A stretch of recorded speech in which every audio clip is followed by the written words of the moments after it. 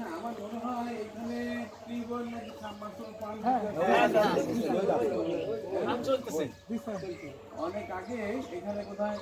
টিনের নরমাল একটা ঘর তার ছিল যেটা কোন সাল কতদিন হবে